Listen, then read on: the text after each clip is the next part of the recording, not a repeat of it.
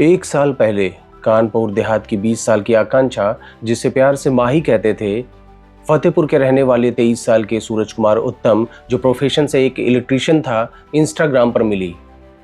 ये मुलाकात एक कैजुअल फ्रेंडशिप थी जो धीरे धीरे प्यार में बदल गई। आकांक्षा अपनी बड़ी बहन के साथ बर्रा इलाके में रहती थी और वहीं नजदीकी गुड फूड रेस्टोरेंट में काम करती थी। सूरज ने ही आकांक्षा को इस रेस्टोरेंट में नौकरी दिलवाया था। धीरे धीरे वो दोनों एक दूसरे के नजदीक आते गए। फिर 10 महीने पहले ही आकांक्षा ने सूरज के सजेशन पर हनुमंत विहार स्थित एक दूसरे रेस्टोरेंट में काम करना शुरू कर दिया। और फिर घर से इस रेस्टोरेंट की दूरी अधिक होने का बहाना देकर आकांक्षा अपनी बहन से अलग रहने लगी। सूरज ने ही उसके लिए हनुमंत विहार में प्रमोद तिवारी के घर में एक कमरा किराए पर लिया था, जहां वो आसानी से आकांक्षा से मिल सकता था। आकांक्षा के परिवार में सूरज के बारे में लगभग पूरी जानकारी थी। आकांक्षा की मां विजयलक्ष्मी के 4 बच्चों में आकांक्षा तीसरी संतान थी। इस कहानी में मोड़ तब आया जब आकांक्षा को पता चला कि सूरज की पहले से ही एक प्रेमिका है। सूरज एक साथ 2 लड़कियों से प्रेम करता था। एक आकांक्षा जो उसकी लिविंग पार्टनर थी, वहीं दूसरी एक और लड़की थी जिससे वो फोन पर बातें करता था। दूसरी प्रेमिका ने सूरज पर यह दबाव बनाया कि वो अपना रिश्ता आकांक्षा से खत्म कर दे। इस बात को लेकर आकांक्षा और सूरज के बीच अक्सर झगड़े हुआ करते थे। 21 जुलाई 2024 की शाम आकांक्षा ने सूरज से उसकी दूसरी प्रेमिका के बारे में सवाल किया। आकांक्षा ने सूरज के व्हाट्सएप चैट देख लिए थे, जिससे उसे दूसरी लड़की के बारे में जानकारी मिल गई थी। आकांक्षा ने सूरज को रेस्टोरेंट पर बुलाया और उसे शादी का दबाव बनाने लगी। उस रेस्टोरेंट के बाहर दोनों के बीच काफी बहस हुई थी। आकांक्षा ने सूरज पर यह दबाव डाला कि वो उससे शादी करे, वरना वो उसे बलात्कार के आरोप में फंसा देगी। शाम को वापस घर पहुंचने के बाद भी दोनों के बीच झगड़ा जारी रहा। गुस्से में आकर सूरज ने आकांक्षा की छाती पर ताबड़तोड़ घूंसे मारे और फिर उसका सिर दीवार से टकरा दिया।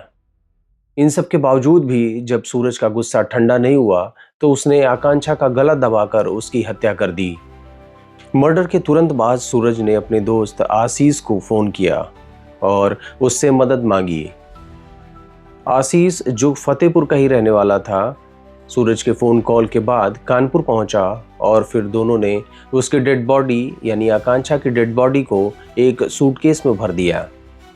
दिलचस्प बात यह है कि ये वही सूटकेस था जिसे आकांक्षा अपने रील्स में दिखाया करती थी। सूरज और आशीष इस सूटकेस को बाइक पर लेकर बांदा की तरफ निकले। उनका मकसद था कि इस सूटकेस को यमुना नदी में फेंक दिया जाए। ये दोनों लगभग 100 किलोमीटर की यात्रा करने के बाद ये बांदा जिला के चिल्ला घाट पर पहुंचे। यहाँ लगभग रात को 2:30 बजे पहुंचने के बाद इन दोनों ने इस डेड बॉडी वाले सूटकेस को यमुना नदी में फेंक दिया। इन सब में चौंकाने वाली बात यह है कि सूरज ने इस सूटकेस के साथ एक सेल्फी ली और उसे अपने व्हाट्सएप स्टेटस में डाल दिया। ये फोटो बाद में पुलिस को हाथ लगी और इसी से सारा मामला सामने आ गया। थाना हनुमान विहार क्षेत्र की एक घटना है। दिनांक 21/7/25 को कानपुर देहात की रहने वाली विजयश्री ने 8 को एक सूचना थाना हनुमत विहार पर दी कि उसकी बेटी आकांक्षा, जो काना रेस्टोरेंट में काम करती थी और वो 21/7 से मिसिंग है। इस सूचना पर एक गुमशुदगी थाना हनुमत विहार पर दर्ज की गई थी। 22 जुलाई से आकांक्षा का फोन बंद हो गया। 23 जुलाई को उसकी मां विजयश्री ने सूरज को कॉल किया तो उसने कहा कि मैं फतेहपुर में हूं और मुझे नहीं पता कि आकांक्षा कहां है।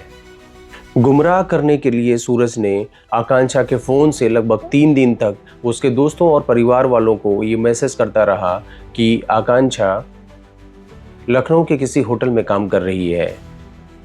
बाद में सूरज ने आकांक्षा के फोन को एक ट्रेन में फेंक दिया ताकि पुलिस उसकी लोकेशन को लेकर गुमराह हो जाए। 24 जुलाई से लेकर 8 अगस्त तक उसकी मां विजयश्री ने अपनी बेटी आकांक्षा की तलाश में दर दर की ठोकरें खाई। उसकी मां बर्रा थाने से लेकर पुलिस कमिश्नर ऑफिस तक गई, लेकिन उसकी कहीं सुनवाई नहीं हुई। 8 अगस्त को विजयश्री ने हनुमंत विहार स्थित थाने में अपनी बेटी की गुमशुदगी का रिपोर्ट दर्ज कराया। उसने सूरज पर आकांक्षा को अगवा करने का आरोप लगाया। सीएम हेल्पलाइन के दबाव के बाद पुलिस ने उसकी रिपोर्ट दर्ज की और फिर सूरज से पूछताछ शुरू किया। 16 सितंबर को विजयश्री ने सूरज के खिलाफ एक विशेष रिपोर्ट दर्ज कराई। पुलिस ने कॉल डिटेल और लोकेशन की जांच की, जिससे पता चला कि 21 जुलाई की शाम आकांक्षा और सूरज दोनों एक ही जगह पर थे और अगले ही दिन सूरज बांधा गया था। 19 और 20 सितंबर को पुलिस ने सूरज और आशीष को गिरफ्तार कर लिया। गिरफ्तारी के बाद सूरज ने अपना गुनाह कबूल कर लिया। उसने अपने बयान में यह बताया कि कैसे उसने आकांक्षा की हत्या की और फिर उसके डेड बॉडी को डिस्ट्रॉय किया। दोनों आरोपी जेल की सलाखों के पीछे हैं और अदालत की कार्रवाई चल रही है। आकांक्षा की डेड बॉडी अभी तक नहीं मिल सकी। ये केस दिखाता है कि कैसे सोशल मीडिया पर मिली प्रेम कहानी एक खौफनाक अंजाम तक पहुंची।